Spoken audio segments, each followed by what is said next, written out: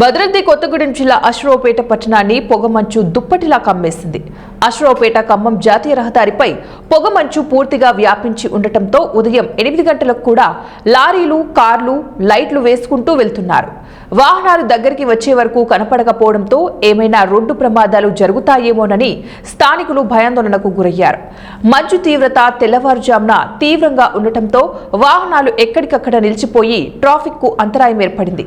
మంచు తీవ్రత తగ్గిన తర్వాత వాహనాల రాకపోకలు మొదలయ్యాయి. ఉదయం వాకింగ్ కి వెళ్లే వారికి దగ్గరగా ఉన్న రోడ్డు కూడా కనపడకపోవడంతో వాకింగ్ కి బ్రేక్ వేశారు.